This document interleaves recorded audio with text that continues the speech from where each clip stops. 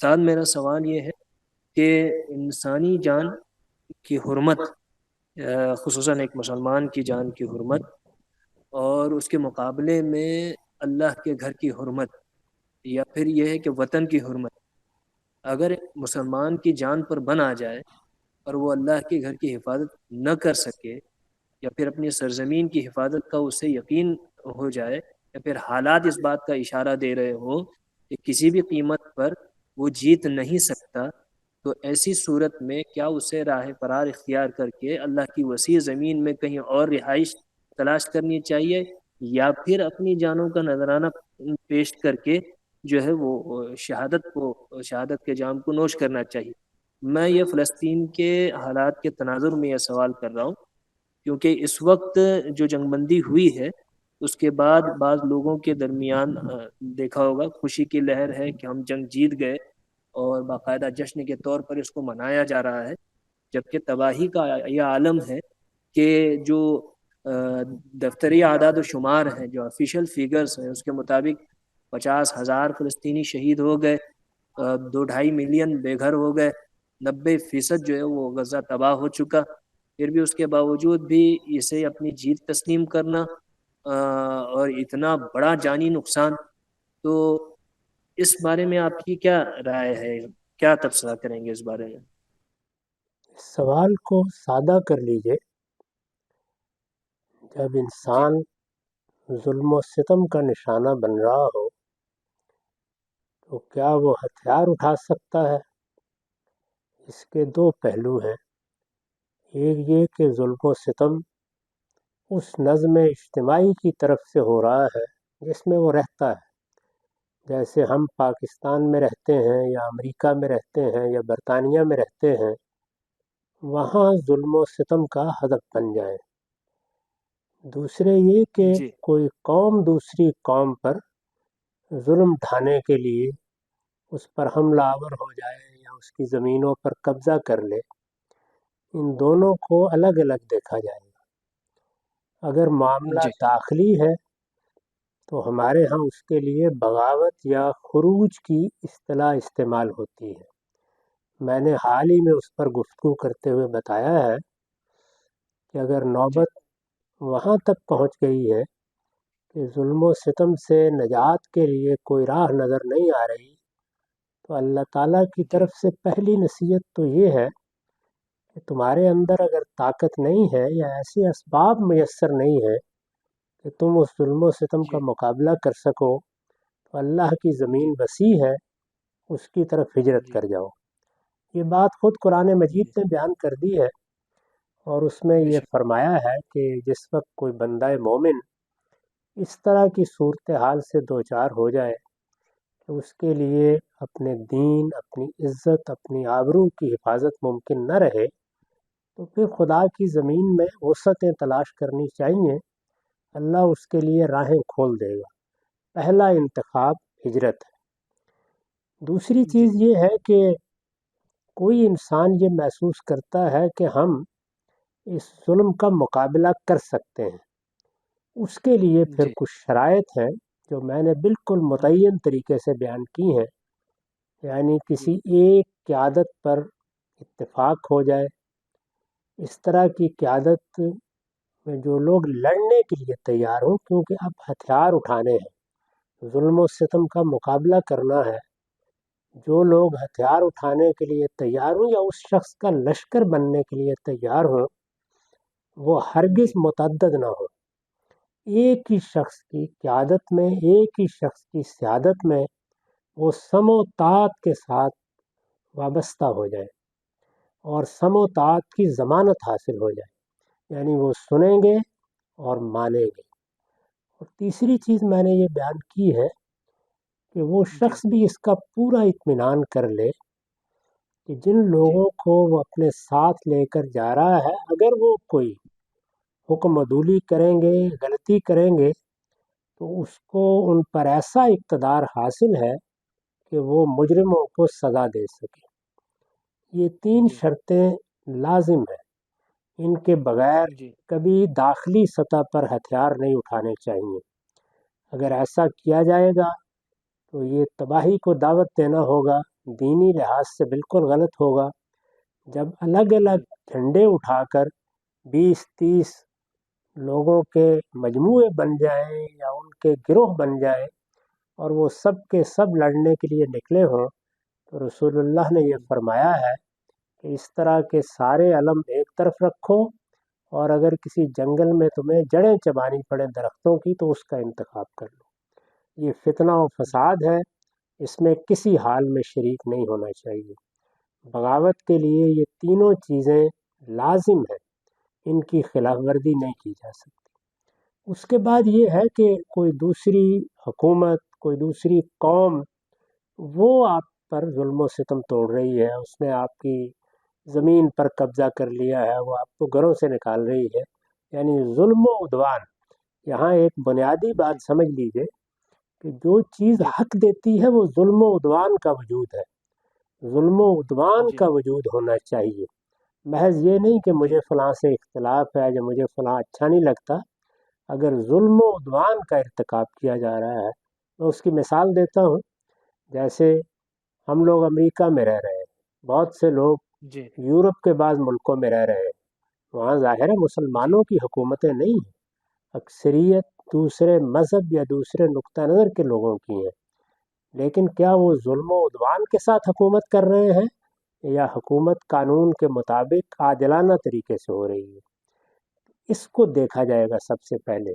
یعنی کیا فی الواقع ظلم و عدوان کا سابقہ ہے، ظلم و عدوان کا سامنا کرنا پڑ رہا ہے؟ اگر اس طرح کی صورتحال ہے تو پھر سب سے پہلے یہ دیکھا جائے گا کہ کیا اگر اس ظلم و عدوان کا مقابلہ کرنے کے لیے ہم اٹھیں گے تو فتح کا امکان ہے. یعنی دشمن کی اور اپنی طاقت کا موازنہ کیا جائے گا. یہ بات خود قرآن مجید نے بیان کر دی ہے، اور اس طرح بیان کر دی ہے کہ میری نصرت کا بھی یہی قانون ہے کہ تمہاری طاقت کا توازن ٹھیک ہونا چاہیے، اور اللہ تعالیٰ کی طرف سے تم پر ذمہ داری کا بھی یہی قاعدہ ہے. سورہ انفال کے آخر میں اس کو نہایت خوبی کے ساتھ دونوں پہلوؤں سے اللہ تعالیٰ نے بیان کر دیا ہے. چنانچہ دیکھا جائے گا کہ کیا ہم مقابلہ کر سکتے ہیں. مقابلے میں 3 امکانات ہوں گے. فتح کا یقین ہے. اس طرح کی صورتحال میں اگر ہم نہیں لڑتے تو بزدلی ہے. ایسی صورتحال تو آدمی کے لیے باعث شرم ہے کہ وہ ظلم و عدوان کو گوارا کرے، درا حالے کہ اس کے پاس طاقت ہے، وہ ایک منظم حکومت کا شہری ہے، منظم حکومت قائم ہے، اس کی قیادت موجود ہے، اس کی فوجیں موجود ہیں، اور اگر مقابلہ کیا جائے تو یقین ہے کہ فتح حاصل ہو جائے گی. اس طرح کی صورتحال میں تو مقابلہ کرنا، ظلم و عدوان کے خلاف اٹھنا، یہی حمیت کا تقاضا ہے، یہی دین کا تقاضا ہے، انسان کے اخلاقی وجود کا یہی حاصل ہے کہ وہ اس طرح کی صورتحال میں اٹھے اور اپنی جان دے کر بھی لوگوں کو ظلم و عدوان سے نجات دلائے. یہی وہ جہاد ہے جو بعض صورتوں میں فرض ہو جاتا ہے.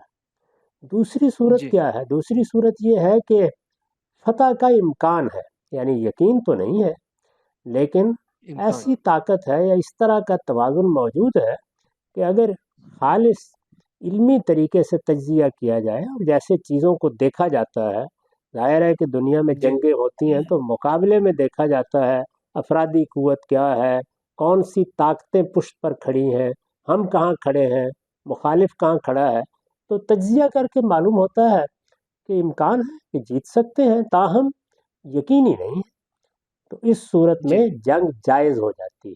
یعنی پہلی صورت میں تو میں نے عرض کیا کہ نہ کی جائے تو بزدلی ہے، اس میں جائز ہے، یعنی امکان ہے تو اب آپ کے پاس بھی اختیار ہے، آپ چاہیں تو جنگ کا انتخاب کر لیں اور چاہیں تو کوئی دوسرا راستہ اختیار کر لیں. تیسری صورت یہ ہے کہ کوئی کامیابی کا امکان نہیں ہے. یعنی یہ بالکل واضح ہے کہ اگر جنگ کی جائے گی تو ہر حال میں شکست ہوگی، طاقت میں سرے سے کوئی توازن ہی نہیں. جیسے صحابہ کو بتایا گیا کہ 1:2 کی طاقت اگر ہے تو تم پر ذمہ داری ڈالی جائے گی. کچھ بھی طاقت نہیں ہے. یہ معلوم ہے کہ شکست یقینی ہے، تباہی یقینی ہے. اس صورت میں میدان میں اترنا خودکشی ہے، کسی صورت میں بھی نہیں اترنا چاہیے. جو لوگ جی قیادت کے منصب پر فائز ہوں وہ اگر جنگ کا فیصلہ کرتے ہیں تو میرے نزدیک جی وہ خدا کی بارگاہ میں ماخوذ ہوں گے کہ انہوں نے ایسا کیوں کیا، جی مسلمانوں کی، جی اپنی قوم کی عزت کو، حرمت کو، اس کے جان و مال کو کیوں خطرے میں ڈالا۔ اس طرح کی جی صورتحال میں اللہ تعالیٰ مواخذہ کر سکتے ہیں، چنانچہ جی کسی حال میں بھی جنگ کا آپشن اختیار نہیں کرنا چاہیے۔ اس صورت میں میرا نقطہ نظر جی یہ ہے کہ مسلمان پہلی اور جی دوسری جنگ عظیم میں جس صورتحال سے دوچار ہوئے ہیں اس کے بعد دنیا کی طاقتوں کے ساتھ لڑنے کی پوزیشن میں نہیں ہے۔ اس وقت ان کو ایک محدود نوعیت کی خود مختاری اپنے اپنے علاقوں میں دی گئی ہے۔ عالمی نظم جن قوتوں کے پاس ہے ان کے فیصلوں سے آپ نہیں لڑ سکتے۔ جب آپ لڑنے کی پوزیشن میں نہیں ہیں تو پھر جنگ سرے سے کوئی آپشن ہی نہیں ہے۔ اب ہمیں امن کے ساتھ کچھ راہیں تلاش کرنی ہے۔ وہ راہیں حکمت کے ساتھ، تدبر کے ساتھ اختیار کی جا سکتی ہیں۔ اس میں میرے، آپ کے، دوسرے لوگوں کے درمیان اختلاف ہو سکتا ہے، لیکن امن کی راہیں تلاش کرنی ہوں گی، اور امن کے ساتھ ہی کوئی اپنے لیے طریقہ بھی اختیار کرنا ہوگا۔ یہ لازم ہے، اس میں کوئی دوسرا انتخاب نہیں ہے۔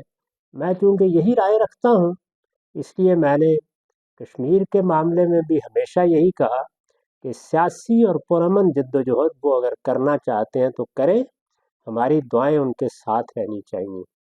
فلسطین کے بارے میں بھی یہی کہا، اور بھی کسی جگہ کوئی معاملہ ہے تو میں یہی عرض کروں گا کہ اس وقت مسلمانوں کے پاس بحیثیت مجموعی عالمی طاقتوں کے مقابلے میں جنگ کوئی انتخاب نہیں ہے۔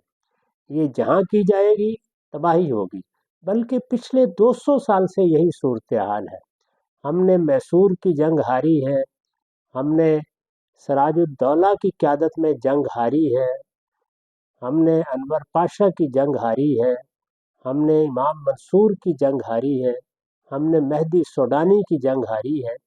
اسی طریقے سے آپ نے دیکھا کہ جب اسامہ بن لادن نے ایک جنگ چھیڑی، یا اسی طرح داعش نے جنگ چھیڑی، یا بعض اور تنظیموں نے، تو میں نے ہمیشہ ایک ہی موقف اختیار کیا کہ یہ اپنی تباہی کو دعوت دینا ہے۔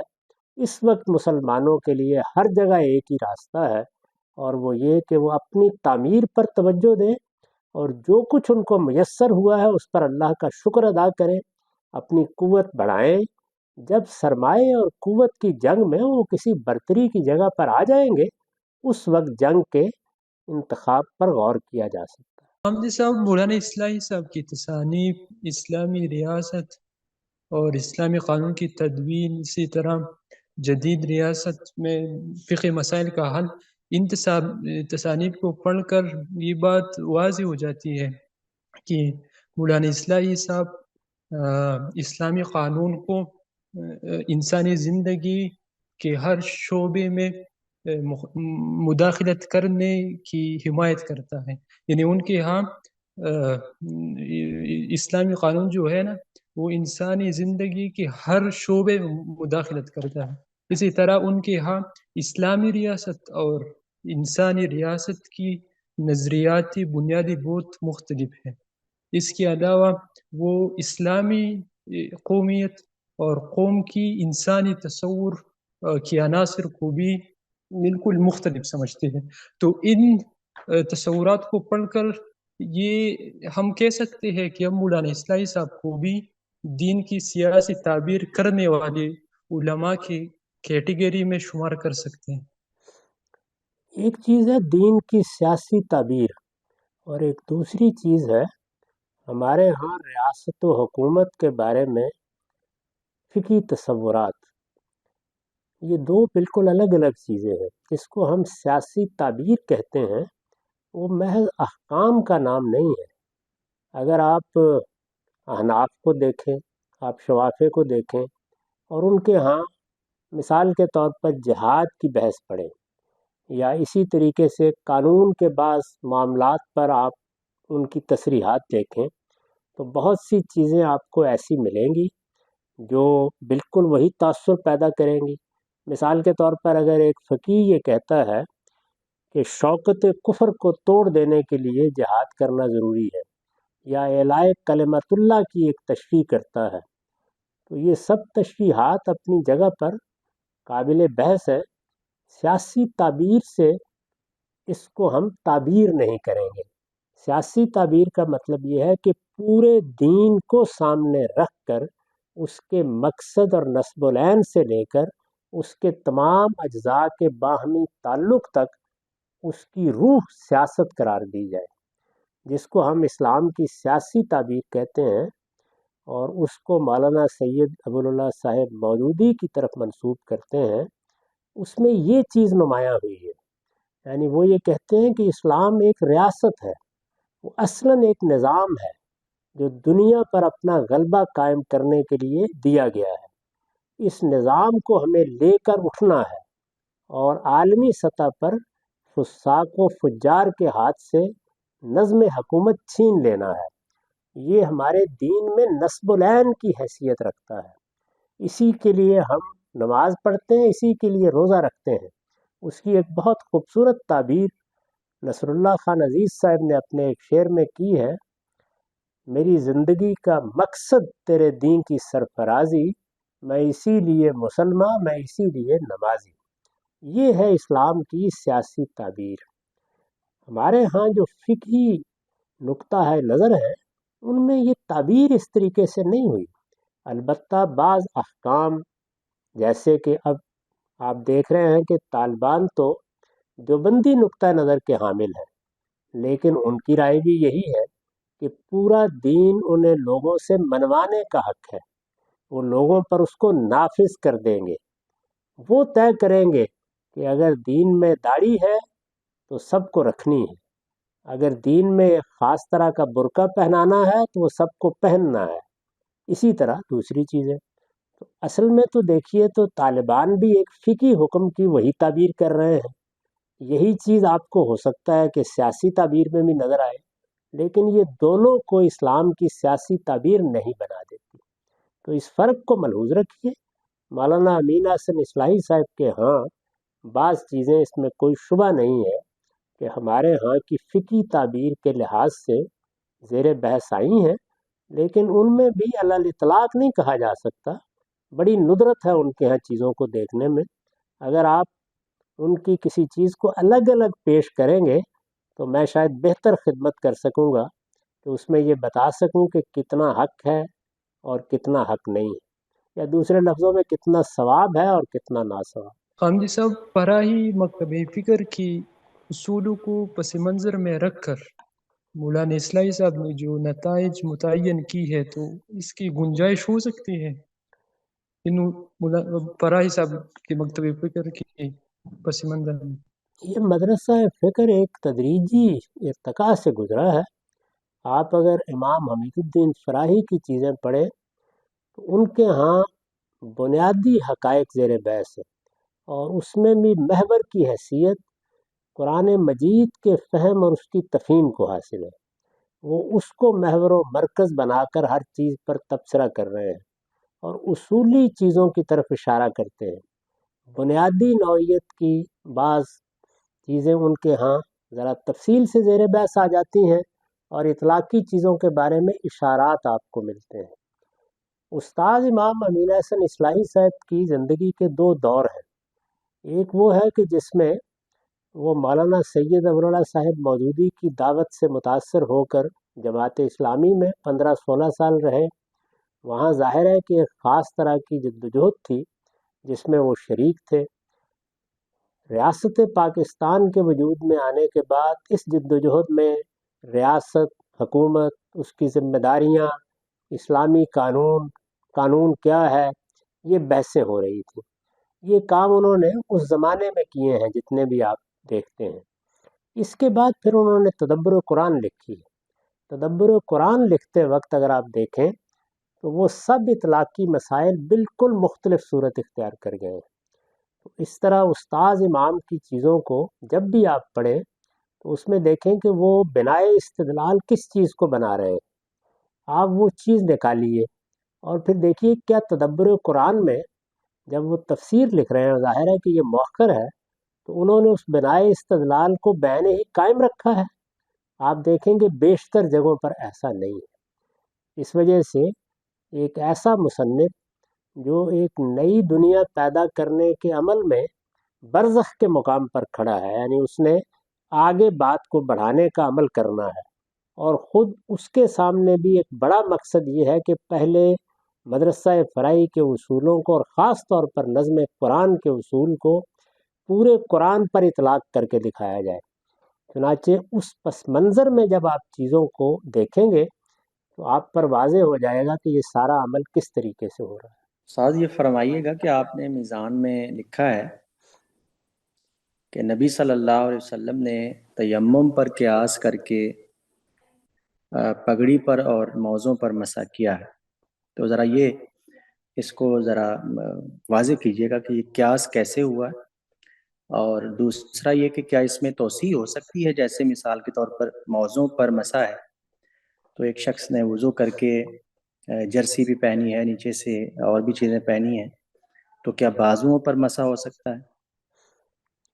یہ قیاس کے لیے سب سے پہلے یہ سمجھنا چاہیے کہ جو حکم بھی دین میں دیا گیا ہے، یعنی اللہ تعالیٰ نے دے دیا، قرآن مجید میں ثبت ہو گیا، سنت میں دے دیا گیا، اس کا ریشنل متعین کریں گے، علت کیا ہے۔ اب یہ دیکھیے کہ علت کو اگر آپ جو چیزیں بیان کی گئی ہیں وہاں تک محدود کر دیں گے، مثلا آپ یہ کہیں گے کہ تیمم کا تعلق سفر سے ہے، یا مثال کے طور پر تیمم کا تعلق حالت جنگ سے ہے، میں مثال دے رہا ہوں۔ جیسے روزے میں یہ بحث ہوتی ہے کہ قرآن نے لفظاً تو یہی بیان کیا ہے نا کہ من کان مریضاً او علی سفر، تو اگر آپ ان دو چیزوں کو بنیاد بنائیں گے تو پھر ظاہر ہے کہ علت محدود ہو جائے گی۔ ہمارے نزدیک یہ علت نہیں ہے، علت غیر معتاد مشقت ہے، اس کو خود اللہ تعالیٰ نے بیان کر دیا ہے۔ یہ بتایا ہے کہ یرید اللہ بکم اليسر ولا یرید بکم العسر، اللہ تمہارے لیے اپنے ایجابی احکام میں، جیسے عبادات ہیں اور اس طرح کی چیزیں ہیں، کبھی یہ پسند نہیں کرتا کہ تم پر کوئی غیر معتاد غیر معمولی مشقت ڈال دے۔ ہر حکم پر عمل کرنے میں ایک مشقت تو ہوتی ہے، لیکن وہ غیر معتاد نہیں ہوتی، غیر معمولی نہیں ہوتی۔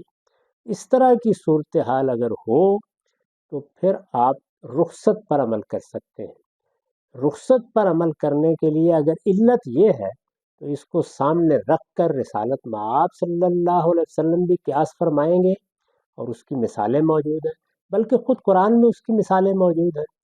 اور ایک فقیہ کو بھی یہ حق ہے کہ وہ اللہ تعالیٰ کے سامنے اپنے آپ کو جواب دہ سمجھتے ہوئے اس طرح کا اطلاق کرے۔ اسی کو ہم سامنے رکھتے ہیں تو جہاز میں نماز کیسے پڑھی جائے گی، قیام کس طریقے سے لازم نہیں رہے گا، فلاں صورتحال میں کیا کیا جائے گا، آپ گاڑی میں بیٹھے ہوئے ہیں، اترنا ممکن نہیں ہے، وہاں کیا احکام ہوں گے۔ یہ ظاہر ہے کہ مختلف صورتیں ہیں جو غیر معتاد مشقت کے اصول پر رخصت کے قاعدے کا اطلاق کریں گی۔ اب یہ دیکھیے نا کہ اس وقت یہ تصور بھی نہیں کیا جا سکتا تھا کہ ایک ڈاکٹر آپریشن کر رہا ہے، کھڑا ہوا ہے، اس میں اگر اس سے تقاضا کیا جائے کہ اب نماز کا وقت آ گیا اور تمہیں لازماً رکوع و سجود کر کے نماز پڑھنی ہے، آدمی مرتا ہے تو مر جائے، تو یہ چیز غیر معتاد مشقت بھی ہے اور بعض صورتوں میں تو ظلم بن جائے گی۔ ان سب چیزوں کو سامنے رکھ کے اجتہاد کیا جاتا ہے۔ اجتہادی اطلاق میں پہلی چیز ہی ریشنل کو متعین کرنا ہے، اس میں اختلاف ہو سکتا ہے، لیکن یہ کہ جو آپ ریشنل متعین کر لیں گے اس کے لحاظ سے اطلاق کریں گے۔ تو میرے نزدیک ان رخصتوں کے لیے ریشنل یا علت کیا ہے، وہ غیر معتاد مشقت ہے۔ اس کی جو صورت بھی پیدا ہو جائے اس میں، جیسے آپ نے کہا کہ نئی صورتیں بھی ہو سکتی ہیں، یقیناً ہو سکتی ہیں، یہ سب میں نے بیان کر دی ہیں۔ میں اس کو کبھی پسند نہیں کروں گا کہ جہاز میں آپ کھڑے ہو کے نماز پڑھنے پہ اصرار کریں اور اپنی بھی اور دوسروں کی بھی جان خطرے میں ڈالیں۔ اس میں اصرار نہیں کیا جائے گا کہ جہاز کا غسل خانہ وہ 200 افراد کے لیے 300 افراد کے لیے ہے، وہاں آپ باقاعدہ اصالۃ الماء کریں، اس کی نیچے کی صورتیں اختیار کر لی جائیں گی۔ ایسے ہی آپ قیاس کر لیجیے سب صورتوں کو۔ تو میرے نزدیک یہ ساری بحث اس میں ہے کہ علت حکم کیا ہے. اگر علت حکم وہ متعین چیز ہے جو قرآن نے بیان کی یا رسول اللہ نے بیان کی تو ظاہر ہے کہ پھر اس کی توسیع نہیں ہو سکتی. اس طرح کے تمام معاملات میں میرے نزدیک علت حکم وہ چیزیں نہیں ہیں. میں روزے میں بھی اسی لیے کہتا ہوں کہ صرف سفر یا صرف مرض نہیں بلکہ کوئی بھی صورت ہو سکتی ہے. چنانچہ دیکھیے خود فقہا کو ماننا پڑا کہ مرضیہ کے لیے بھی یہ اجازت ہے، یہ ماننا پڑا حاملہ کے لیے بھی یہ اجازت ہے، درا حالے کہ نہ ان پر لفظ مرض کا اطلاق ہوتا ہے نہ سفر کا اطلاق ہوتا ہے. تو یہ بات ہے جس کو اگر آپ سمجھ لیں گے تو پھر آپ خود بھی اطلاق کر سکتے ہیں، لیکن وہی خدا ترسی کے ساتھ اللہ کے دین پر عمل کرنے کے ارادے سے اور مخلصانہ طرز عمل کے ساتھ اطلاق کرنا چاہیے، اور یہ دیکھنا چاہیے کہ کیا واقعتاً یہ مشقت غیر معتاد ہو گئی ہے. اس کو یوں دیکھ لیجیے کہ ایسے علاقے ہیں جہاں لوگوں کے لیے 5-5 7 انہوں نے کپڑے پہنے ہوتے ہیں، بلکہ اس سے بھی زیادہ. اس کو کیا وہ اتار کر لازماً اپنے بازو دھوئیں گے؟ اگر انہوں نے کوئی اس طرح کا لباس نیچے پہنا ہے جو بالکل موزے کی طرح ان کی کلائیوں کو ڈھانپ لیتا ہے تو کوئی آدمی کہہ سکتا ہے کہ اب اس کو اتارنا بھی غیر معتاد مشقت ہے، لہٰذا جیسے رسول اللہ نے امامے ہی پر مسح کر لیا وہ بھی کر سکتے ہیں. تو یہ سب چیزیں جو ہیں وہ غیر معتاد یا غیر معمولی مشقت کو متعین کریں گی اور اس کے بعد فیصلہ کر لیں گی. اس طرح کے فیصلے چونکہ فرد کو کرنے ہوتے ہیں، اس وجہ سے میں اپنا ذوق بیان کر دوں گا، آپ اپنا کر دیں گے. ہر فرد کو یہ فیصلہ خود ہی کرنا ہوتا ہے کہ وہ کتنی مشقت برداشت کر سکتا ہے اور کتنی اس کے لیے غیر معمولی ہو گئی ہے. تو میرے نزدیک یہ اصول ہے، اس کو سامنے رکھ کر آپ بہت سے فیصلے کر سکتے ہیں. میں وہ قانون کے سلسلے میں کچھ سوالات آپ سے کر رہا تھا، تو آئی ہوپ کہ کچھ چیزیں آپ کے ذہن میں ہوں گی. آپ نے وہ سارا ایک اپنا تصور بھی بتا دیا تھا کہ آپ اسلامی قانون میں اور مسلم لا میں، Muslim legal system, Islamic legal system میں کچھ فرق بھی کرتے ہیں، اور اس کے بعد سورسز میں بھی آپ نے قرآن و سنت کا بھی بتایا، اور اس کے بعد پھر جماع وغیرہ باقی چیزوں کا بھی. میں اصل میں آپ سے پوچھنا یہ چاہ رہا تھا کہ بالکل پہلی گفتگو میں آپ نے یہ بات کہی تھی کہ مسلمز لیگل سسٹم کی جو روایت ہے وہ ہمارے کامن لا لیگل سسٹم کی روایت سے بھی زیادہ مضبوط نظر آتی ہے، اور ہمیں چاہیے یہی تھا کہ ہم پاکستان میں اسی کو اڈاپٹ کرتے، لیکن ہم نے ایسا نہیں کیا. لیکن میں اب چونکہ اس پہ کام کرنا چاہ رہا ہوں اور اس پہ پڑھتا بھی رہتا ہوں، چند کتابیں بھی میری نظر سے گزری ہیں اور وہ بالکل روایتی انداز میں لکھی گئی ہیں. جس طرح سے آپ ایک سیگریگیشن کرتے ہیں چیزوں کی، اس طرح سے نہیں ہے اس میں. سو میں آپ سے پوچھنا یہ چاہ رہا تھا کہ آپ اس روایت کو اگر خود بیان کریں، جس روایت کو آپ نے کہا تھا کہ اس کو پریفر کیا جانا چاہیے تھا مسلم لیگل سسٹم کو، وہ آپ اس کو کس طرح سے بیان کرتے ہیں؟ کیونکہ جو میری نظر سے چیزیں گزری ہیں وہ تو ساری خلط ملت ہیں، یعنی کہ اس میں اسلامک لا کا اور مسلم لا کا کوئی کیا اسے بولتے ہیں کہ تمیز نہیں رکھی جاتی. یعنی کہ ایک مثال آپ کے سامنے میں رکھوں کہ شراکت داری ایک بڑا سیکولر ٹائپ کا قانونی مسئلہ ہے، لیکن اس میں ایک کتاب میرے بالکل سامنے، اس میں یہ لکھا ہوا ہے کہ قرآن میں شراکت داری کے اصول کیا ہیں اور قرآن کے مطابق اس کا تصور کیا ہے. تو اس طرح کی ہر چیز میں کم و بیش یہ قرآن اور سنت سے چیزیں مل رہی ہوتی ہیں.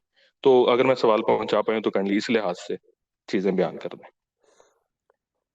یہی وہ مشکل ہے جس میں لوگ بالعموم پڑ جاتے ہیں. دیکھیے اس کا بڑا آسان طریقہ جو میں اختیار کرتا ہوں وہ میں عرض کر دیتا ہوں. وہ یہ ہے کہ میں جب بھی اس طرح کی کسی قانونی روایت میں داخل ہوں گا تو سب سے پہلے یہ دیکھوں گا کہ بنائے استدلال کیا چیزیں ہیں. ان میں اگر بنائے استدلال قرآن کو بنایا گیا ہے تو پہلے میں اس کے بارے میں فیصلہ کروں گا کہ کیا وہ قرآن میں فی الواقع زیر بحث ہے. اگر فی الواقع زیر بحث ہے تو پھر وہ میرے نزدیک اسلامی قانون میں چلا گیا معاملہ. میں اس کو وہاں سے اٹھاؤں گا اور اٹھا کر اس کو شریعت کے باب میں لے جاؤں گا. یہی میں نے کام کیا ہے، یعنی میں اس سے گزر چکا ہوں. میں نے جب میزان لکھی ہے تو اس میں یہ سارا کام کیا ہے، یعنی ہر جگہ بنائے استدلال کا جائزہ لیا ہے. مسلم قانون یا فقہ اسلامی میں جہاں جہاں پر بھی کوئی چیز زیر بحث آئے گی سب سے پہلے یہی سوال میں اپنے سامنے رکھوں گا، اور یہی میں نے رکھا ہے کہ اس میں بنائے استدلال کیا ہے. اگر بنائے استدلال قرآن ہے تو ذرا رک کے میں پہلے اس کا جائزہ لوں گا. اگر قرآن غلط طریقے سے بنائے استدلال بنایا گیا ہے، تو اسی جگہ پر اب میں اس میں قرآن سے استدلال کو الگ کر دوں گا، اور جو عقلی استدلال وہاں ہوگا یا جو فطرت کے اصولوں پر استدلال ہوگا اس کو لے لوں گا۔ اس کو لے کر میں اس کا جانچ پرکھ کے بعد اس بات بھی کر سکتا ہوں، نفی بھی کر سکتا ہوں، جیسے دنیا بھر کی قانونی روایتوں میں کیا جاتا ہے۔ تو پہلے میں یہ کام کروں گا۔ یہی اصل میں وہ اختلاط ہے جو مسلمانوں کے علم کا سب سے بڑا مسئلہ بن گیا ہے۔ اس اختلاط ہی کو دور کرنے میں مجھے بھی 50-60 سال لگ گئے، یعنی قرآن کو سنت سے الگ کرنا، سنت کو روایت سے الگ کرنا، اسوہ حسنہ کو سنت سے الگ کرنا، تفہیم و تبیین کو اصل سے الگ کرنا، یہ پورے دین میں بھی کرنا پڑا ہے۔ وہاں بھی ہر چیز ایک دوسرے کے ساتھ مختلط ہو گئی ہے۔ اب مثلا میری اور ہمارے علماء کی سنت کی بحث کیا ہے، وہ اگر آپ دیکھیں تو جیسے ابن عبد البر نے اس کو جامع بیان العلم میں بیان کیا ہے کہ سنت کی 2 قسمیں ہیں۔ اب ان میں ایک قسم جو پہلی بیان کی گئی ہے وہ وہی ہے جو میں بیان کرتا ہوں، اور اصل وہی ہے۔ اس کے بعد ایک دوسری قسم کو بھی کہا گیا، یہ سنت کی دوسری قسم ہے۔ وہاں میں یہ کہتا ہوں کہ یہ سرے سے سنت کی کوئی قسم ہی نہیں، یہ تو تفہیم و تبیین ہے یا اسوہ حسنہ کا بیان ہے۔ تو میں نے اس کا عنوان تبدیل کر دیا۔ کیوں تبدیل کیا؟ جو اختلاط تھا، چیزیں خلط ملط ہوئی تھی، ان کو الگ کر دیا جائے۔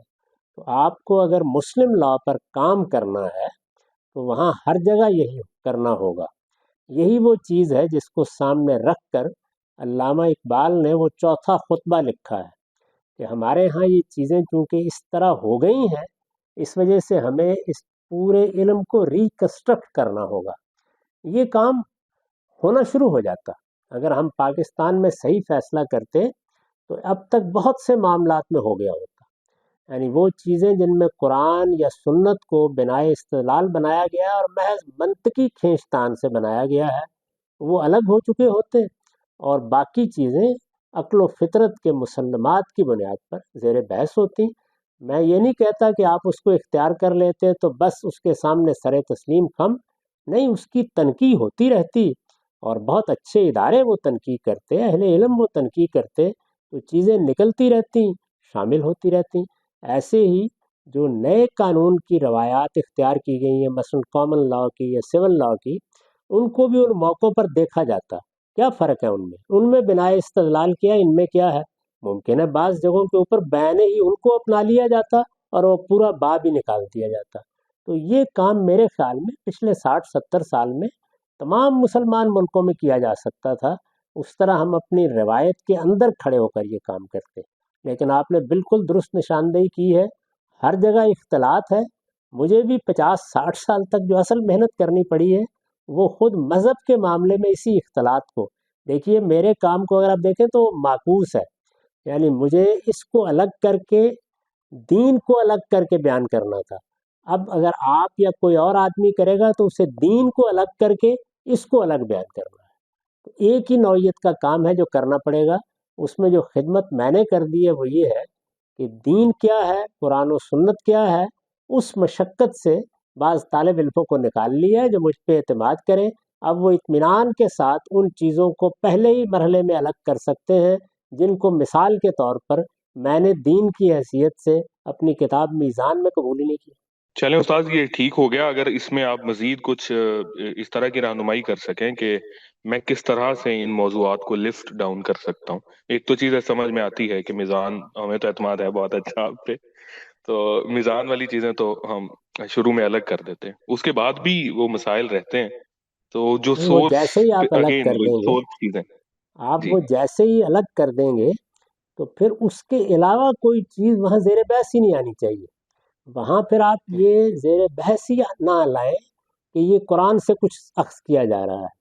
یعنی اگر وہ قرآن سے اخذ کیا جا رہا ہے تو میں نے لے لیا ہوتا، وہ نہیں اخذ کیا جا رہا، لہٰذا آپ اس کے صرف عقلی پہلو کو آپ لیں گے۔ جیسے آپ دنیوی قانون کا جائزہ لیتے ہیں، اگر آپ غور کر کے دیکھیں تو اس کے بعد، یعنی جیسے ہی آپ شریعت کو الگ کر دیتے ہیں تو اس کے بعد دنیوی قانون یا دنیا میں جو قانون بنے ہیں ان کے اپروچ میں اور فقہی اپروچ میں کوئی بہت زیادہ فرق نہیں رہتا۔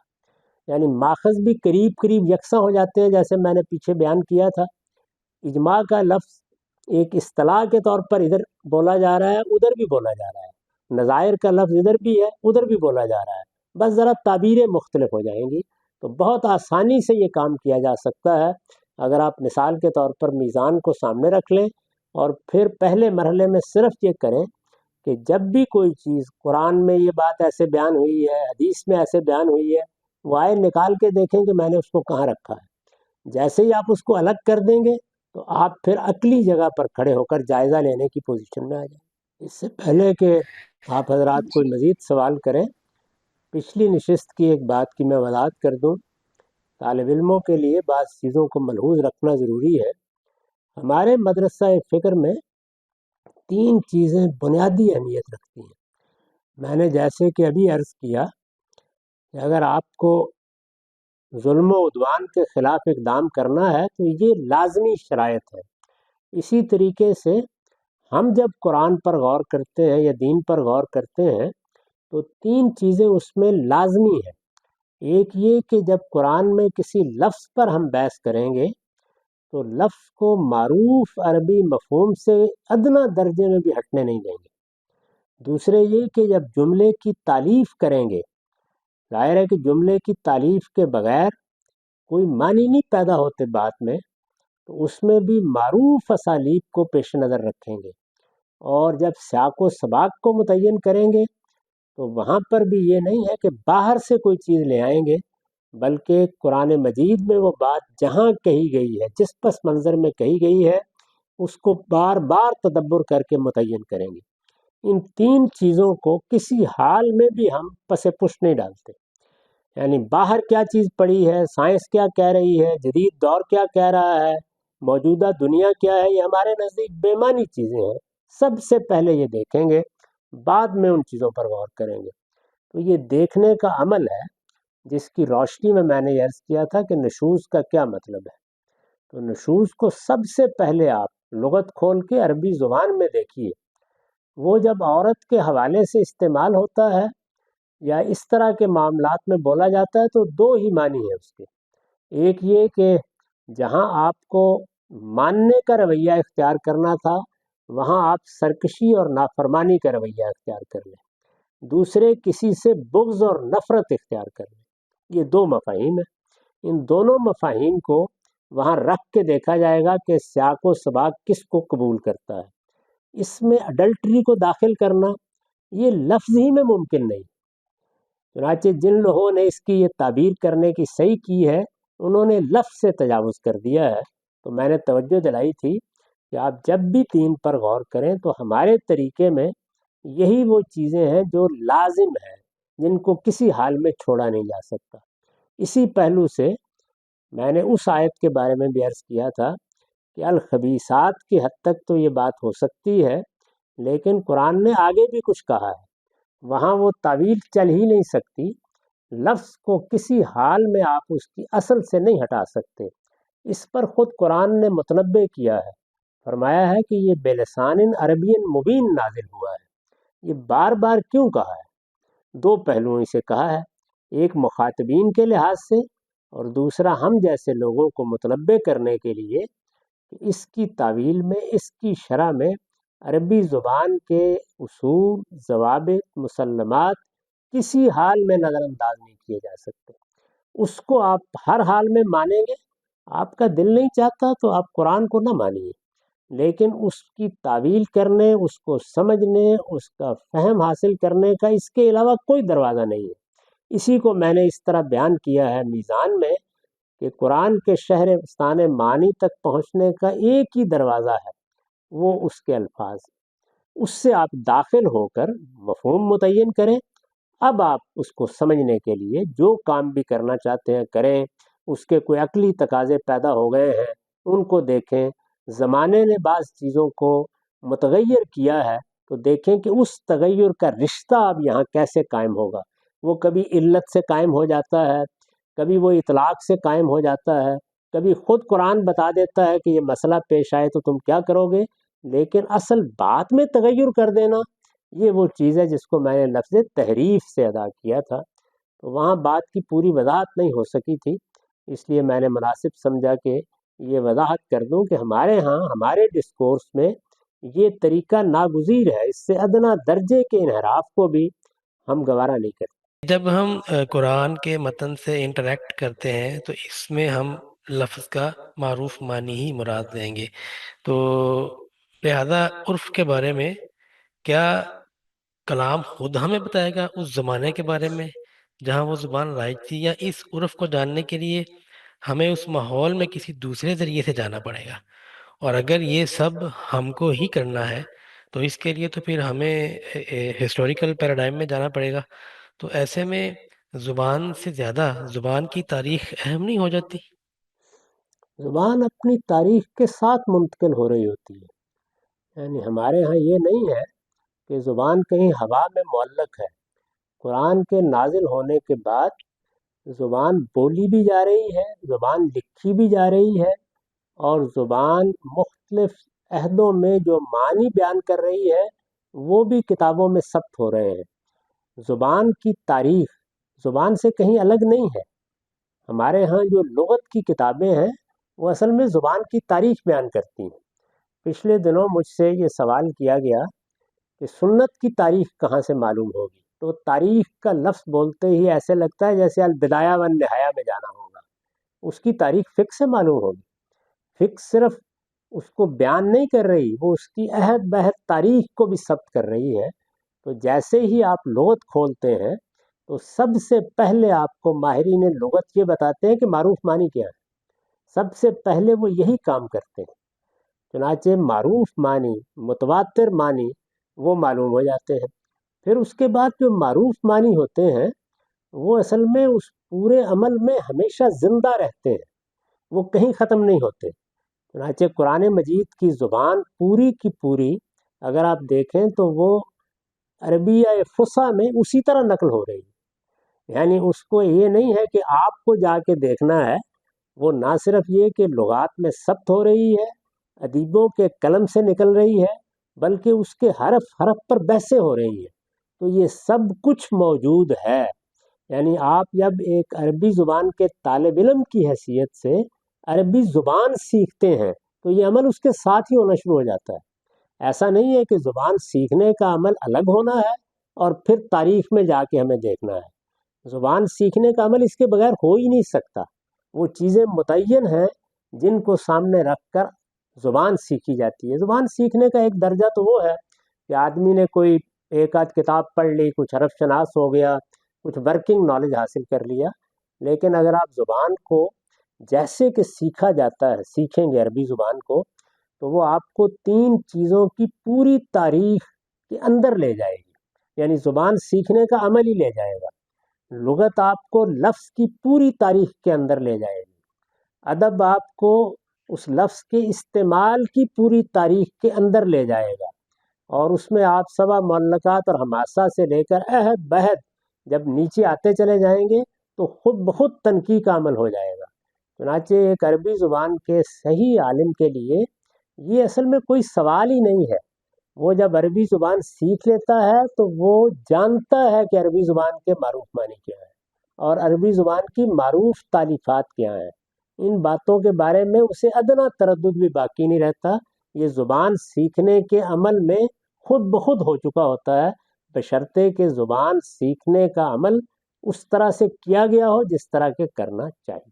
کچھ دن پہلے یہ ڈاکٹر تیمور صاحب کی ایک ویڈیو دیکھی تھی، یہ بنو قریظہ کے واقعے کے حوالے سے، تو اس میں کافی سارے سوالات کھڑے کر دیے تھے انہوں نے کہ اس سے پہلے بنو قینقاع اور بنو نادر کے ساتھ بھی اس طرح کے معاملات ہوئے، لیکن ان کے ساتھ جو سلوک کیا گیا وہ میکسیمم جلا وطنی کا تھا، بائیکاٹ کا تھا، لیکن اس بار وہ ایک ہی صحابی کو بلا کر اس کو پورا گو ہیڈ دے دیا کہ ان کے مردوں کو قتل کر دیں اور غلام بنا لیں عورتوں کو، اور اس کے بعد کچھ سینکڑوں کی لاشیں وہ ایک اجتماعی قبر میں۔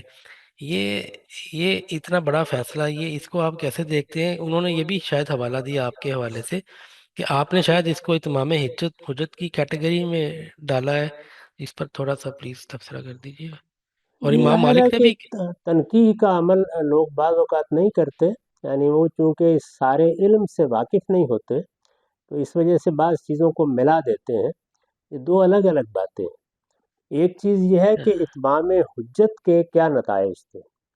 اتمام حجت کے بارے میں نے بڑی وضاحت سے بیان کیا ہے کہ جب وہ ہو گیا، ظاہر ہے کہ وہ ہو گیا، اس کے جاننے کا میرے یا آپ کے پاس کوئی ذریعہ نہیں. اس وقت بھی اتمام حجت ہو رہا ہوگا، معلوم نہیں کس کس پر ہو رہا ہے، ہمارے پاس جاننے کا کوئی ذریعہ نہیں. پیغمبر کی موجودگی میں اللہ تعالیٰ فیصلہ کر دیتے ہیں کہ یہ ہو گیا. جب اتمام حجت ہو گیا تو اللہ تعالیٰ نے یہ بتایا پھر آخر میں کہ لوگوں کو کیا سزا دینی ہے. وہ سزا سورہ توبہ میں بیان ہوئی. اس میں بتا دیا گیا کہ جو لوگ مشرکین ہیں، یعنی انہوں نے شرک کو اختیار کر لیا ہے، شرک کو مذہب کی حیثیت سے اختیار کر لیا ہے، ان کے ساتھ کوئی رعایت نہیں ہے، ان کو موت کی سزا دی جائے گی. اہل کتاب کے بارے میں یہ کہا کہ یہ چونکہ اصلاً توحیدی کے ماننے والے ہیں، یہ میرے نزدیک حکم میں فرق کی علت ہے، اور یہ اس دنیا سے لے کر قیامت تک اللہ تعالیٰ نے قائم رکھی ہے. وہاں پر بھی یہی بیان کیا ہے. سورہ نساء میں بتا دیا ہے کہ شرک اگر فی الواقع شرک ہوا ہے اور جانتے بوجھتے ہوا ہے اور شرک کو شرک سمجھ کر اختیار کیا گیا ہے تو وہ ناقابل معافی ہے. اس پر ابدی جہنم کی سزا ہے، بلکہ اپنے بارے میں فرمایا ہے کہ میں اس کو معاف نہیں کروں گا. اس سے نیچے معاملہ آ گیا تو قرآن مجید نے کہا کہ اتمام حجت تو مشرکین عرب پر بھی ہو گیا ہے، اہل کتاب پر بھی ہو گیا، اس لیے کہ پیغمبر ان کے اندر موجود ہے. جب پیغمبر اللہ تعالیٰ کی معیت کے ظہور کے ساتھ کسی قوم میں کھڑا ہو جاتا ہے تو بس مہلت دی جاتی ہے، اس کا وجود اتمام حجت کر دیتا ہے. تو ان پر بھی ہو گیا ہے. اب یہ سوال ہے کہ ان کی سزا کیا ہے، تو فرمایا ان کی سزا ہے ذلت آمیز محکومی. اس کو بھی سورہ توبہ میں بیان کر دیا. تو اگر تو معاملہ یہاں پہنچ جاتا، یعنی یہاں تک کسی اور جرم کا ارتکاب نہ ہوتا، تو اتمام حجت کے قاعدے کے مطابق عرب کے اہل کتاب کو محکومی کی سزا ہی دی جا سکتی تھی، الا یہ کہ وہ خود لڑنے کے لیے تیار ہو جائیں. چنانچہ وہ سزا سورہ توبہ کی، اگر میں غلطی نہیں کر رہا تو آیت 29 میں بیان ہو گئی. اس میں بتا دیا گیا ہے کہ ان کے ساتھ قتال ہوگا حتیٰ یوت الجزیۃ عن ید وہم صاغرون، یہاں تک کہ یہ اپنے ہاتھ سے جزیہ دے کر اپنا زیر دست ہونا قبول کر لیں، یعنی محکومی بھی قبول کریں اور اس کی علامت کے طور پر جزیہ بھی دیں. ان کی سزا یہی تھی. یہ تو اتمام حجت کا معاملہ ہو گیا. اس لحاظ سے دیکھا جائے تو اہل کتاب کو موت کی سزا دی نہیں جا سکتی تھی. یعنی اگر ان کے ساتھ قتال ہے تو وہ ایک الگ چیز ہے، وہ بات ماننے کے لیے تیار نہیں ہے تو جنگ ہوگی. یہ جنگ کا قانون نہیں بیان کیا جا رہا، سزا کیا دینی ہے. تو سزا یہ ہے. وہاں کیا ہوا اور اس کے علاوہ بعض مشرکین کے ساتھ کیا ہوا. سورہ توبہ میں اس آخری اعلان سے پہلے ان کی طرف سے معاندت ہوئی. یعنی ایک چیز یہ ہے کہ آپ کسی کو دعوت دے رہے ہیں، وہ اس دعوت کو قبول نہیں کرتا، وہ منکر ہے یا اپنے انکار پر اصرار کر رہا ہے، اور ادھر اللہ کا پیغمبر کھڑا ہے، تو یہاں اتمام حجت زیر بحث آئے گا. ایک دوسری چیز معاندت ہے. کوئی شخص یا کوئی گروہ آپ کی جان مال آبرو کے درپے ہو گیا ہے، وہ صرف دعوت کا انکار نہیں کر رہا، آپ کو مارنا چاہتا ہے. جیسے مشرکین عرب نے آخر میں فیصلہ کر لیا مکے میں کہ رسول اللہ کو قتل کر دیا جائے گا. تو اب یہ معاملہ اتمام حجت سے آگے بڑھ گیا. یعنی وہاں تو تنہا انکار زیر بحث تھا، یہاں تو اقدام قتل کر دیا گیا.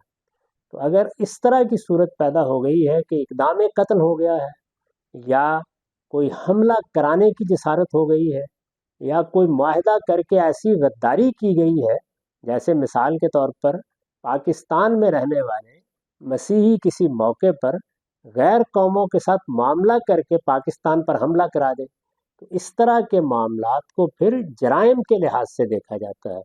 اس میں تینوں قبیلوں کو ایک لائن میں رکھ کے نہیں دیکھا جائے گا. یہ دیکھا جائے گا پہلے کا جرم کیا ہے، دوسرے کا جرم کیا ہے، تیسرے کا جرم کیا ہے. تو معاندت کا جرم، یعنی آپ دشمنی پر اتر آئے، جان مال آبرو کے درپے ہو گئے، گویا آپ نے فساد فی الارض کا ارتکاب کر لیا. قرآن مجید نے سورہ مائدہ میں اسی سیاق میں گفتگو کی ہے۔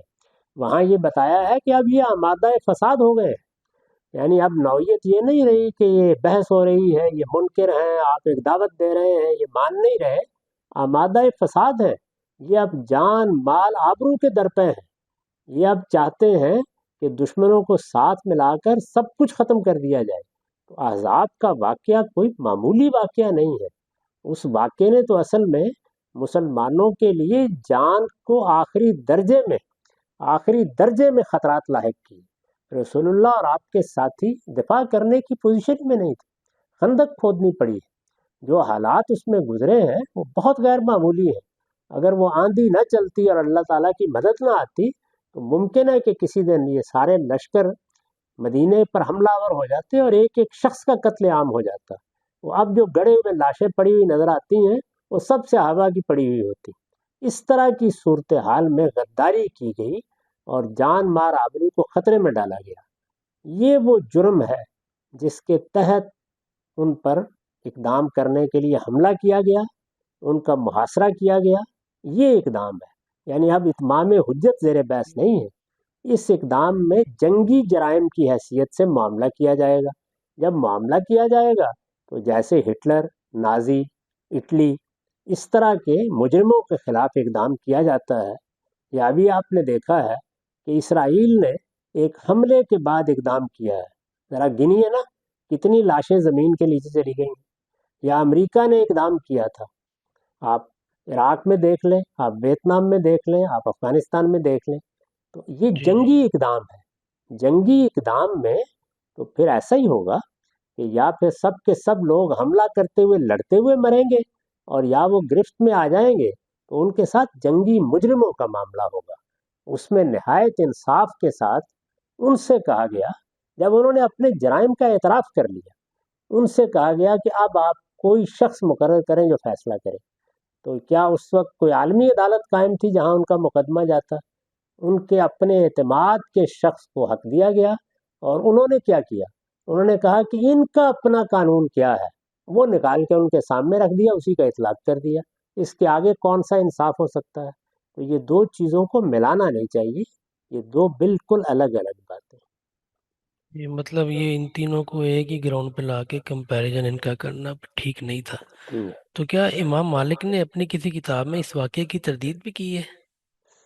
دیکھیے، یہ جو واقعات بیان ہوتے ہیں نا، اس میں بڑی تفصیلات ہوتی ہیں، وہ مورخین بیان کریں گے اور طرح سے ہو جائیں گے۔ بعض اوقات محدثین اپنے طریقے سے جب بیان کرتے ہیں تو وہ دیکھتے ہیں کہ ہم تک روایت کس طرح پہنچی ہے، اس میں بعض چیزیں بالکل نظر انداز ہو جاتی ہیں اور بعض چیزیں خلاف عقل بھی ہو جاتی ہیں۔ تو یہ تفصیلات کی بحث ہے، یعنی واقعے کا انکار تو کوئی بھی نہیں کر سکتا، واقعہ ہوا ہے، وہ خود قرآن میں زیر بحث آ گیا ہے۔ البتہ تفصیلات کیا ہیں، یعنی فی الواقع کتنے لوگ مرے تھے، کتنے لوگوں کو کیا سزا دی گئی تھی، باقی لوگوں کے ساتھ کیا ہوا تھا، وہ اخبار احاد ہوتی ہیں، تو ان میں اس طرح کی بحثیں ہوتی رہتی ہیں۔ وہ اگر کوئی چاہے تو بہت تفصیل کے ساتھ پڑھ سکتا ہے۔ استاذ، آپ سے یہ پوچھنا چاہوں گا کہ آپ نے مقامات میں جو مغربی نظام تعلیم ہے اس پر تنقید کرتے ہوئے یہ لکھا تھا کہ یہ بغیر ہدوں والا کتاب منیر جو ہے، ان کے تمام اصول سامنے آتے ہیں، اور یہ گاڈ سینٹرڈ نہیں ہے بلکہ ہیومن سینٹرڈ ایک پوری تہذیب وجود میں آ جاتی ہے۔ تو استاذ، ہم مغرب میں جو اخلاقیات دیکھتے ہیں ان کو ہم کہاں پر پلیس کر سکتے ہیں؟ کیا ہم یہ کہہ سکتے ہیں کہ وہ عملی افادیت کے نقطہ نظر کی وجہ سے ہمیں اخلاقیات نظر آتے ہیں کہ وہ شہری حقوق کو ادا کرنے میں تو بہت مستعد ہیں، لیکن جہاں انفرادی حقوق کا معاملہ ہے، والدین کا یا اولاد کا یا میاں بیوی کے آپس کے تعلقات، تو وہاں ہمیں پستی نظر آتی ہے؟ تو کیا یہ کہا جا سکتا ہے کہ خیر و شر کا جو بلند ترین معیار ہے ان کے یہاں، وہ مادی کامیابی ہی ہے حقیقت میں، چاہے اس میں ہمیں اخلاقیات میں عروج بھی نظر کچھ جگہوں پہ کیوں نہ آتا ہو؟ اور نیز آپ یہ بتائیں کہ اسلام اس صورت میں ان کو کیا دے سکتا ہے؟ اگر یورپ کے اندر یا مغربی اقوام اسلام کو قبول کرتی ہیں تو وہ اسلام کیا چیز ہے جو ان کو اخلاقیات کے باب میں دے سکتا ہے؟ اس میں چند چیزوں کو پھر الگ الگ کر لیجئے۔ مغربی قومیں ہوں یا ہم ہوں، انسان حادثہ اخلاقی لے کر پیدا ہوا ہے، یعنی یوں نہیں ہے کہ اخلاقیات کی کوئی فہرست ہم پر الگ سے نازل ہو گئی ہے اور ان کا معاملہ بالکل الگ ہے۔ وہ بھی انسان ہے، جس طرح حصے جمالیات میں آپ سب لے کے پیدا ہوئے ہیں، اسی طرح حادثہ اخلاقی ہے۔ تو حادثہ اخلاقی اپنا فیصلہ کر رہا ہے. وہ ان کے ہاں فلسفے کی سطح پر یہ بحث ہے کہ کیا یہ حادثہ اخلاقی ہم لے کر پیدا ہوتے ہیں یا یہ سماجی تشکیلات کے نتیجے میں وجود پذیر ہوتا ہے. اور اگر وجود پذیر ہوتا ہے تو اس کی قوت محرکہ کیا ہے؟ افادیت ہے، خوشی ہے، لذت ہے، احساس فرض ہے، کیا چیز ہے؟ تو یہ فلسفے کی سطح کی بحثیں ہیں. وہ فلسفے کی سطح پر ظاہر ہے کہ ایک لمبے عرصے سے ان کے ہاں فلسفیوں کو غیر معمولی اہمیت بھی حاصل ہوئی ہے اور بعض فلسفیوں کے نتائج فکر کو ان کے نظام میں بھی مؤثر کردار ادا کرنے کا موقع ملا ہے. لیکن عام لوگ ہماری طرح ہیں اور بہت بڑی تعداد میں ہماری طرح ہیں. ان کے ہاں یہ ساری چیزیں انسانی سطح پر ویسے ہی ہیں. ہمارے ہاں بالعموم پروپیگنڈا ہوتا ہے. میں ان کے درمیان میں رہ رہا ہوں اور میں آپ سے عرض کروں کہ میں 10 سال چینیوں کے درمیان میں رہا. وہاں پر بھی یہ معلوم ہوا کہ جو باتیں ان کے بارے میں کہی جاتی ہیں وہ بھی سراسر پروپیگنڈا ہوتی ہیں. رائی کو پربت بنایا جاتا ہے. میں یہاں دیکھتا ہوں میرے ہمسائے میں دائیں بائیں وہ لوگ رہ رہے ہیں. ان کے ہاں والدین سے حسن سلوک، میاں بیوی کے درمیان حقوق کا احساس، بچوں کی پیدائش، بچوں کے معاملے میں نگہداشت، کوئی ایک چیز نہیں ہے کہ جو انسان کے حادثہ اخلاقی سے مختلف نتائج دے رہی ہو. ایک ہی بلکہ بعض چیزیں قابل رشک حد تک مختلف ہیں.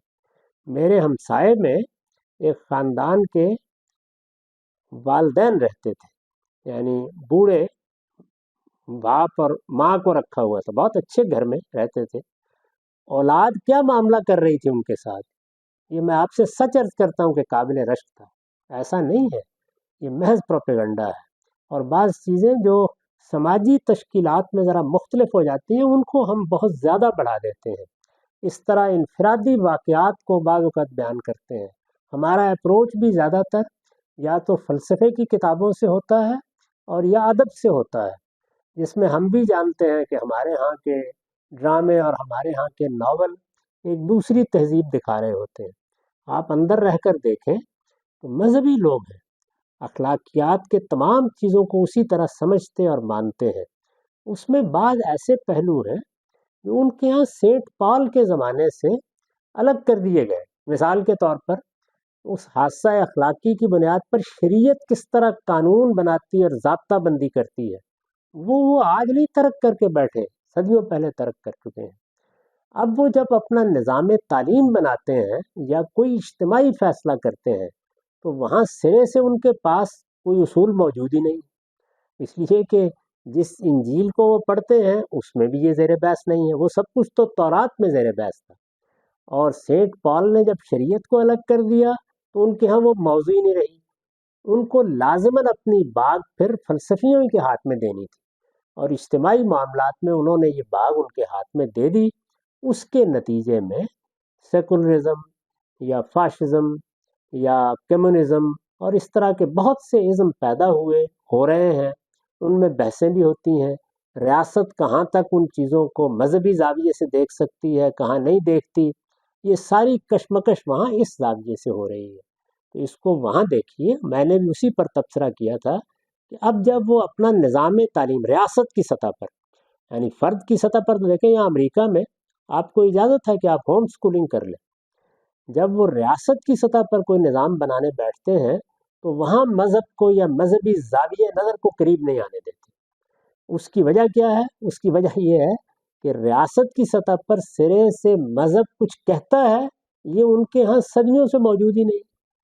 اس کو ایسے دیکھنا چاہیے، نہ کہ آپ کیوں کہیں کہ اس میں تو انفرادی معاملات میں نہیں. انفرادی معاملات میں جو اخلاقی اصول ہیں ان کی پاسداری بعض معاملات میں قابل رشک. ایک ہمارے بزرگوار محمد جوہر صاحب 2-4 دن پہلے انہوں نے ایک آرٹیکل لکھا، اس میں ایک چیز کو وہ زیر بحث لے کے آئے ہیں.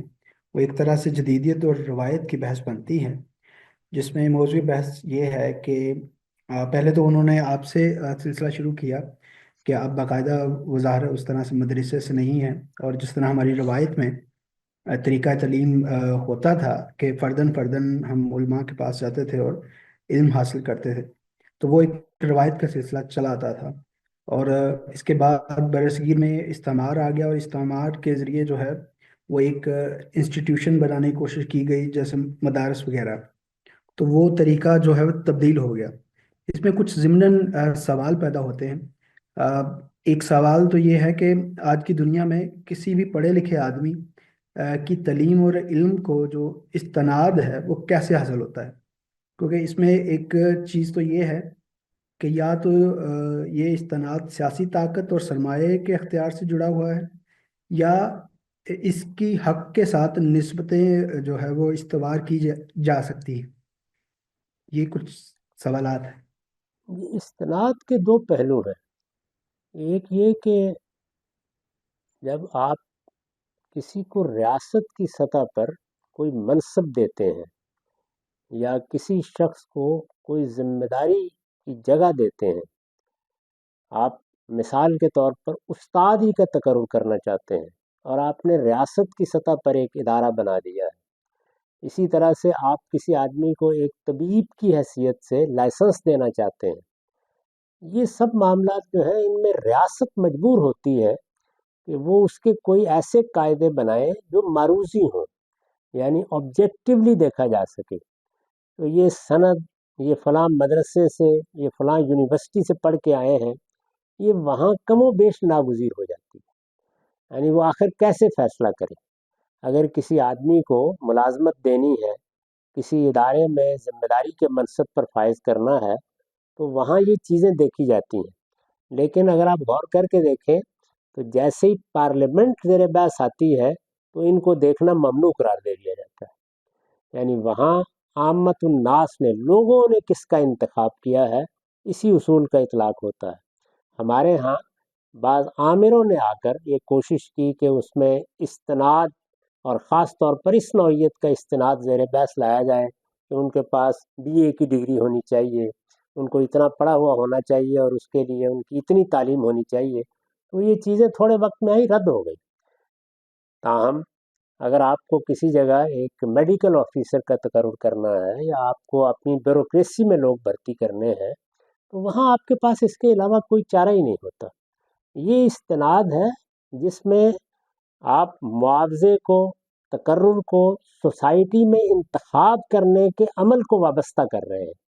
یہاں پر ایک آبجیکٹو معیار درکار ہے، ایک معروضی معیار درکار ہے. یہ جدید ریاست کی ضرورتیں ہیں. ان ضرورتوں کو پورا کرنے کے لیے انہوں نے یہ طریقہ اختیار کیا ہے. جہاں پر کوئی پبلک فنڈز زیر بحث نہیں ہے، اس طرح کا معاملہ نہیں ہے، کوئی مقابلے کی صورتحال نہیں ہے، وہاں آج بھی اسی طرح فیصلے ہو رہے ہیں. اور وہ فیصلے کیسے ہوتے ہیں؟ وہ کسی کا آدمی کا کام ہے جو فیصلہ کرتا ہے. ہمارے ہاں یہ نہیں ہے کہ یہ روایت استعمار کے ساتھ ختم ہو گئی. آپ ذرا بڑے لوگوں کو دیکھیے. علامہ اقبال کی مذہبی تعلیم تمام تر اسی طریقے سے ہوئی. وہ کسی ایسے مدرسے میں نہیں گئے جو اس طریقے سے درس نظامی کی یا فلاں اور فلاں کی ڈگری دیتا تھا. ابوالکلام آزاد، مولانا سید ابواللہ صاحب مودودی، اسی طریقے سے مولانا شبلی نعمانی، خود امام فراہی کو دیکھ لیجیے. یعنی وہ مختلف اساتذہ سے تعلیم پاتے رہے. مدارس جس طریقے سے بنے ہیں یہ تو بہت قریب کے دور کی چیز ہے. پھر ان کی ڈگری بھی کیسے ہوتی تھی پہلے؟ اگر آپ دیکھیں تو پہلے استاد اصل میں ایک سند دے دیتا تھا. یعنی اس نے حدیث پڑھائی ہے، سند دے دی، اس نے فقہ پڑھائی ہے، اس کی سند دے دی. تو ہمارے ہاں یہ سب چیزیں متوازی چل رہی ہیں اسی طریقے سے. یہ ہے وہ بحث. تو اس لیے جہاں پر استناد، اس نوعیت کا استناد ضروری ہے، وہ جگہ ہے جہاں آپ کو لوگوں کے سامنے جواب دہ ہونا ہے کہ میرے سامنے جی یہ 10 لوگ آئے تھے. تو اگر آپ کہیں کہ میں فلاں آدمی کو ایک بڑا عالم سمجھتا تھا تو یہ مشکل ہو جائے گا. یعنی لوگ اس پر تان کریں گے، تعریض کریں گے، ماننے کے لیے تیار نہیں ہوں گے. جہاں تک آپ کوئی اور کام کر رہے ہیں، جہاں آپ کے سامنے اس طرح سوسائٹی نہیں ہے یا حکومت یا ریاست کا نظم نہیں ہے، وہاں تو فیصلے میرٹ پر ہو رہے ہیں. لیکن وہ میرٹ اصل میں کام کا میرٹ ہے. یعنی ایک شخص خود منوا لیتا ہے کہ میں فلاں علم اور فلاں فن کو جانتا ہوں، ایک عرصے تک وہ کام کرتا ہے. جب وہ کام کرتا ہے تو وہی بات جو مولانا سید ابواللہ صاحب مودودی نے کہی تھی کہ میں نے جو کام کیا ہے وہ چھپا ہوا موجود ہے، چھپا ہوا نہیں ہے. ہر شخص اس کو دیکھ کر رائے قائم کر سکتا ہے کہ میں کیا جانتا ہوں اور کیا نہیں جانتا. लेकिन गांधी साहब इसमें एक नुक्ता और भी उन्होंने उठाया है, मैं चाह रहा हूँ कि उस पर भी आपकी राय आ जाए। वो ये है कि इसमें एक जदीद मार्केट को, यानी कि उसकी पैदावारी अमल को भी इसमें काफ़ी अमल दखल है उसका भी। तो उसमें वो कहते हैं कि ये मदारस और उन्होंने आपका नाम भी लिया, और जो पूरा तजद्दुद का काम है, मतलब इस्तेमार के बाद, वो सारा मार्केट ओरिएंटेड है। इस तरह की चीज़ों पर मैं कोई तबसरा नहीं करता। उसकी वजह ये होती है कि जब तक किसी चीज़ की बनाए इस्तदलाल बयान न की जाए, मुजर्रद तबसरे होते हैं, वो मैं भी एक कर दूंगा, आप भी एक कर देंगे, उनको सुनिए, सर धुनिए। जब कोई चीज़ बरबनाए दलील कही जाएगी तो इस्तदलाल पर गुफ्तगू होगी। ये आप जानते हैं कि मेरा वैसे भी ये तरीका है कि मैं अपने मुआसरीन पर इस तरह का कोई तबसरा कभी नहीं करता। मैं हमेशा बात पर बात करूंगा और ये देखूंगा कि क्या बात कही गई है, उसमें बिनाए इस्तदलाल क्या है। तो अगर आप बिनाए इस्तदलाल को मुतय्यन करके बयान करेंगे तो मैं ज़रूर उस पर तबसरा कर दूंगा। बाकी रही ये बात कि मैं ये कहता हूँ, आप ये कहते हैं, कोई कुछ भी कह सकता है, हर एक आदमी को हक हासिल है, हर साहिब इल्म अपनी राय दे सकता है, उस पर मेरे ख्याल के मुताबिक कोई बात कहने की ज़रूरत नहीं। सूरा नंबर 81 है हमारे पास। उसमें उस्ताद ये चीज़ पूछनी थी कि हमारे पास कुव्विरत, उत्तिलत, यानी मजहूल के सीगे ज़ेर बहस आ जाते हैं, लेकिन दूसरी जो आयत है उसके अंदर वाइज़न नुजूमुन कदरत, बाब इनफ़ियाल का जो हमारे यहाँ जो अंडरस्टैंडिंग है, ये लुज़ूम और तदरीज के अलावा भी कोई चीज़ ज़ेर बहस आती है, ये ज़रा वाज़े कर दीजिएगा। देखिए और नंबर ये तो जो बाब इंफियाल है, वो तो अपनी ज़ात ही में ऐसा मफहूम रखता है कि उसको मजहूल बनाने की ज़रूरत नहीं होती। यानी वो अपने मफहूम ही में ऐसा होता है। जैसे इन कसरा है या इन कदरा है, तो आप उसका तर्जमा कीजिए ना, तो उसको मजहूल कैसे बनाएंगे? जी उस्ताद, वो बात आपकी बिल्कुल वजह है। मैं सिर्फ ये पूछूं कि खास वजह है कि बाब इनफ़ियाल को बीच में इस्तेमाल किया गया, यानी नॉर्मल वो नहीं है मजहूल का सीगा, यानी हर जगह मजहूल नजर आ रहे हैं एकदम से बाब इनफ़ियाल, यानी वो तो मौजू लफ्ज़ का इंतखाब होगा। यानी जो फ़ाइल है उसके साथ मुनासबत रखने वाला फसी लफ्ज़ कौन सा है। अगर वो ठीक है। फसी लफ्ज़ हमें बाब इंफ़ियाल से मिला है तो वो इस्तेमाल होगा, तफ़ाउल से मिला है तो वो इस्तेमाल होगा। तो जो मफ़हूम कुरान ने अदा किया है वो उसी लफ्ज़ से नहायत खूबसूरती के साथ और हुस्न के साथ अदा हो रहा है। तो लफ्ज़ के इंतखाब में तो सिर्फ ये नहीं देखा जाता कि यहाँ मजहूल है या यहाँ मारूफ है, कौन सा लफ्ज़ मौजू है, सौती लिहाज से बिल्कुल। मौजू क्या है, मौजूनियत क्या है, मानी के लिहाज से मौजूनियत क्या है, वो देखी जाए। आपके यहाँ अगर मैं गलती नहीं खा रहा तो इल्लल मवद्दता फिल कुर्बा में जिन लोगों ने ये मुनक़ते लिया है इस्तिस्ना को, उस्ताद इसकी कोई दलील, यानी कुरान में ये कोई मारूफ उसलूब है? मैं थोड़ा सा फंस जाता हूँ इस मौके पे, ये बड़ा क्योंकि अजनबियत लगती है जो आम तौर पे लोगों ने तर्जुमे किए हैं, और आपने और इस्लाही साहब ने जो राय इख्तियार की, जरा थोड़ा वाज़े कर दीजिएगा, मारूफ उसलूब है कुरान में कहीं और भी इस तरह से जी है हाँ, बहुत कहीं? जगहों पर है। इल्ला मुनक़ते इल्ला मुत्तसिल दोनों जो है उसकी बहुत सी मिसालें कुरान मजीद में मौजूद है। सूरह गाशिया के आखिर में देख लीजिए, वहाँ इल्ला मुनक़ते ही इस्तेमाल हुआ है। वो अगर आप इकट्ठी करके देखना चाहें तो मुग़निल लबीब में कमो बेश बड़ी मुफस्सल बहस इब्न हिशाम ने कर दी है। तो ये दोनों असालीब मौजूद हैं।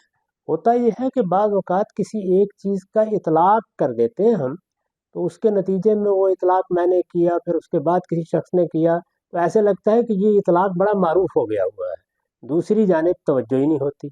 इस तरह की बहुत सी मिसालें आपको तदब्बुर कुरान में मिलेंगी, जहाँ पर लोगों ने इतलाक़ करते वक्त किसी एक राय को तरजीह दे दी और फिर हर बाद में आने वाला उसी को बयान करता रहा। जैसे मिसाकन नबीन है, नबियों से अहद लिया, तो अब ज़ाहिर है कि वो आगे की आयत सारी बेमानी हो जाती है। रसूलुल्लाह के बारे में नबियों से अहद लेने की कोई वजह ही नहीं है। यानी क्या अल्लाह ताला उनको ज़िंदा रखेंगे यहाँ तक कि आखिरी नबूवत? तो नबियों के बारे में अहद लिया, जैसे ही आप कहेंगे नबियों के बारे में अहद लिया, तो अब अहद करने वाले बनी इसराइल हो जाएंगे। तो वहाँ पर भी आप देख लीजिए, यही मुश्किल लोगों ने पैदा कर दी और फिर तरह तरह की तावीलें उसमें की हैं। खुद आयात मीरास में यही हुआ है। यानी एक मरतबा यूरस व कलालतन के एक मानी ले लिए गए, बाद में लोगों ने गौर ही नहीं किया कि उस मानी से क्या मसाइल पैदा हो रहे हैं।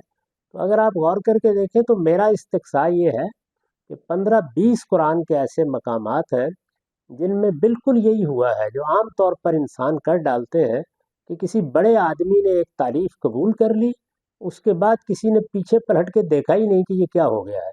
ابھی میں نے بڑی تفصیلی بحث کی ہے سورہ نحل کی آیت پر، حدیث کیا ہے کہ موضوع پر گفتگو کرتے ہوئے یہ تبیین کیسے ہوتی ہے اور اس کی کیا نوعیت ہے۔ تو اس میں دیکھ لیجیے، میں نے بتایا کہ پہلی 3 صدیوں میں لوگ بالکل دوسری جگہ پہ کھڑے ہیں، اور بعد کے زمانوں میں ایک خاص بحث کی وجہ سے ایک تالیف قبول کر لی گئی۔ اب لوگوں کو جب توجہ دلائی ہے کہ اصل تالیف وہ تھی، تو لوگ اس کے بارے میں تعجب کا اظہار کرتے ہیں۔ تو جتنی بھی اس طرح کی چیزیں ہیں ان میں آپ اللہ کی بحث کہیں بھی نکال کے دیکھیں گے تو اس کے معروف اطلاقات ہیں یہ، کبھی انقطاع سے اطلاق کرنا، کبھی اتصال سے اطلاق کرنا، اور پھر اسی طرح مصدر کا اطلاق، جیسے میثاق النبیین میں نے بتایا، یہ 3-4 پہلوؤں سے ہوتا ہے۔